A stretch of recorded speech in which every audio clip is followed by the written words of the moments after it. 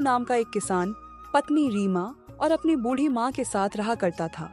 गोलू की एक छोटी सी बेटी थी जिसका नाम सरिता था। गोलू के घर का गुजारा बहुत मुश्किल से हो पाता था। गोलू के पास एक छोटी सी जमीन थी जिस पर वह सब्जियों की खेती किया करता था और सब्जियां तैयार हो जाने के बाद उन्हें गांव के बाजार में बेच आया करता था।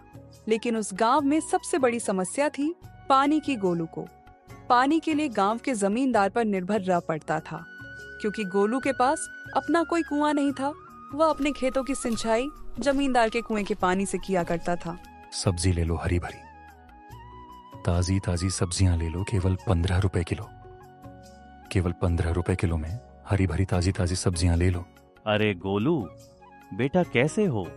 घर में सब ठीक तो है ना? और सरिता बिटिया कैसी है? काका, मैं ठीक हूं। घर में भी सब ठीक है और रीमा भी बिल्कुल ठीक है। बोलिए काका, क्या चाहिए आपको? बिल्कुल ताजी ताजी सब्जियां हैं, अभी अभी खेत से तोड़कर लाया हूं। बोलिए क्या बांध दूं आपके लिए? गोलू बेटा, मेरे लिए 1 किलो टमाटर और 1 किलो खीरा बांध दो। ठीक है काका, अभी बांध देता हूं। अच्छा गोलू बेटा, मैं चलता हूं, ध्यान रखना अपना। ठीक है काका, आप भी अपना ध्यान रखना और काकी को मेरा नमस्ते कहना। रीमा, आज की सारी सब्जियां भी बिक गई, या लो, ये पैसे संभाल के रख देना। मैं सोच रहा हूं इस बार खेती के लिए बाजार से अच्छी गुणवत्ता वाले खाद्य ले आऊं। इससे हमारी सब्जियों की पैदावार और अच्छी होगी। जी, ये तो बहुत ही अच्छा विचार है। जितनी अच्छी सब्जियां होगी उतना ज्यादा लोग हमारी सब्जियां खरीदना पसंद करेंगे। एक दिन गोलू अपने खेतों में काम कर रहा था, तभी वहाँ पर जमींदार दयानंद आता है और गोलू से कहता है, गोलू भाई कैसे हो? खेतों का काम कैसा चल रहा है? मैं ठीक हूं दयानंद जी, और खेतों का काम भी ठीक चल रहा है। मैं ये कह रहा था गोलू भाई कि मैं तुम्हें बहुत सालों से अपने कुएं से पानी दे रहा हूं, पर इस साल में तुम्हें अपने कुएं से पानी नहीं दे पाऊंगा। पर क्यों दयानंद जी, मुझसे कोई भूल हुई है क्या? नहीं गोलू भाई, वह बात नहीं है। दरअसल तुम्हें तो पता ही है ना कि इस साल कितनी गर्मी बढ़ी है। इस साल की गर्मी ने तो सारे साल का रिकॉर्ड ही तोड़ दिया है। मेरे कुएं का पानी दिन प्रतिदिन सूखते जा रहा है, और अगर ऐसे में मैं तुम्हें भी पानी देता रहा तो आगे आने वाले दिनों में मेरे खुद के लिए भी पानी नहीं बचेगा। इसीलिए मैं अब तुम पानी नहीं दे पाऊंगा, तुम अपना देख लेना। आप मेरे साथ ऐसा क्यों कर रहे हैं? दयानंद जी, ऐसा मत करिए। भला मैं कहां से पानी लाऊंगा? इतने सालों से तो मैं आपसे ही पानी ले रहा हूं, और अगर आपने अब पानी देना बंद कर दिया तो बिना पानी के मेरे खेतों की सारी सब्जियां सूख जाएगी। दयानंद जी, ऐसा मत कीजिए। देखो गोलू, मैं भी मजबूर हूं। इस गर्मी ने सबकी हालत खराब कर दी है। मैं कुछ नहीं कर सकता, तुम अपना देख लेना। यह सुनकर गोलू मन ही मन बहुत दुखी हो जाता है और घर जाकर सारी बात अपनी पत्नी को बताता है। यह क्या हो गया भाग्यवान? अब यह कौन सी नई विपदा आ पड़ी है? अब हमारे घर का गुजारा कैसे होगा? बिना पानी के हमारे खेतों की सिंचाई कैसी होगी? हे प्रभु, आप तो सब देख रहे हैं ना। अब आप ही कुछ हमारी मदद करो प्रभु, हम बड़ी दुविधा में हैं। गोलू जी, आप चिंता मत कीजिए, एक बार मैं दयानंद जी से बात करके देखती हूँ। यह कहकर रीमा जमींदार से मिलने उनके घर की ओर निकल पड़ती है। दयानंद जी, ओ दयानंद जी, घर में हो कि नहीं? अरे कौन है भाई? रुको, आता हूँ। अरे रीमा, तुम हो, कहो मेरे घर कैसे आना हुआ? दयानंद जी, मुझे गोलू जी ने बताया कि आपने हमें कुएं का पानी देने से मना कर दिया है।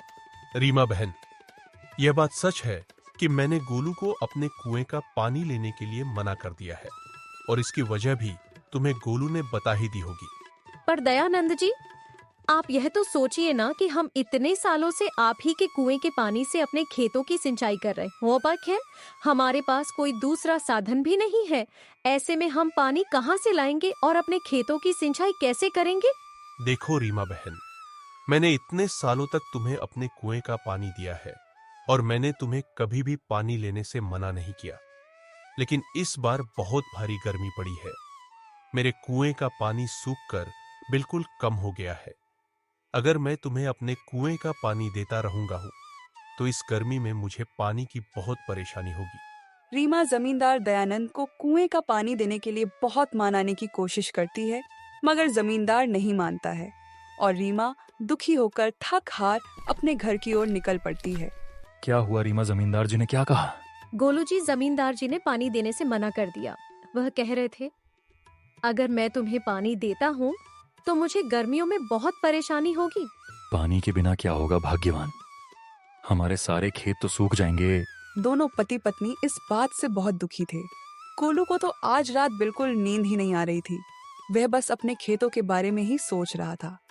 सोचते सोचते गोलू को एक विचार आता है। हमारे पास इतने पैसे तो नहीं है कि हम मजदूर से कुआं खुदवा सके, लेकिन मैं सोच रहा हूं, अगर कुआं खोदने का काम मैं अकेले ही शुरू कर दूं तो हाँ, यही ठीक रहेगा। अरे रीमा, सुनती हो? क्या हुआ गोलू जी, आप सोए नहीं अभी तक? रीमा, मुझे एक विचार आया है, क्यों ना हम खुद से अपना कुआं खोदें। जी, विचार तो आपका बहुत अच्छा है, लेकिन अगर हम दोनों ही कुआं खोदेंगे तो इसमें हमें काफी दिन लग जाएंगे। हाँ रीमा, वह तो है, लेकिन और कोई रास्ता भी तो नहीं है, और हमारे पास इतने पैसे भी नहीं है कि हम मजदूर से कुआं खुदवा सके। आप ठीक कहते हैं गोलू जी, हम कल से ही कुआं खोदने के काम में जुट जाएंगे। चलिए, अभी आप सो जाइए। अगले दिन दोनों अपने खेतों के पास जाते हैं और वहाँ पर कुएं खोदने का काम शुरू कर देते हैं। गोलू जी, इस बार तो बहुत ज्यादा गर्मी पड़ी है। इतनी गर्मी में तो बहुत बुरा हाल हो रहा है, बार बार प्यास लग रही है। हाँ रीमा, पर हमें धैर्य से काम लेना होगा। माना कि इस साल गर्मी बहुत ज्यादा है, लेकिन हमारे पास बस एक यही रास्ता है। इतना कहकर दोनों फिर से कड़कती धूप में कुएं खोदने का काम शुरू कर देते हैं। 10 दिन की कड़ी मेहनत के बाद आखिरकार कुआं तैयार हो जाता है, लेकिन इस बार इतनी कड़ी गर्मी पड़ी थी कि इतनी गहराई तक कुआं खोदने के बाद भी कुएं में एक बूंद पानी नहीं था। यह देख गोलू और रीमा बहुत निराश हो जाते हैं। निराश मन से दोनों घर आ जाते हैं और अपनी आंगन के पेड़ की छाव में बैठकर आराम करते हैं। हे भाग्यवान, इतनी मेहनत करने के बाद भी एक बूंद पानी भी नसीब नहीं हुआ। हाय रे गर्मी, अब तो घर में भी पानी नहीं बचा है। बहुत मुश्किल से 2 घड़े संभाल कर रखे थे, वह भी खर्च हो गए। रीमा, बहुत प्यास लगी है, अंदर जाकर देखो, क्या घड़े में थोड़ा सा पानी है? हाँ ठीक है, अभी देखती हूँ। घर में बहुत थोड़ा सा ही पानी बचा था। रीमा पानी का गिलास लेकर आ जाती है। बेटा, क्या थोड़ा सा पानी मिलेगा? बहुत प्यासा हूँ, गला प्यास से सूखे जा रहा है। दूर दूर तक कहीं पानी नहीं दिखा। रीमा और गोलू साधु की ऐसी हालत देखकर उन्हें पानी दे देते हैं। मुझे माफ करना बाबा, हम गरीबों के पास इतना भी नहीं है कि पानी के साथ आपको कुछ मीठा दे दे। बस एक यही पानी है, आप इसे पीकर अपनी प्यास बुझा लीजिए। बेटा, मेरे लिए बस यही पर्याप्त है। प्यासे गले को किसी मिठास की नहीं, बल्कि बस पानी की ही जरूरत होती है। धन्यवाद बेटा, मैं बहुत देर से प्यासा था। दूर दूर तक कहीं पानी नहीं दिखा। ऐसा लग रहा था बिना पानी पिए अभी चक्कर खाकर गिर जाऊंगा। लेकिन भला हो तुम्हारा, जो मुझे तुम दिखे। बाबा, आप तनिक यहाँ छाव में बैठकर विश्राम कर लीजिए, आपको अच्छा लगेगा।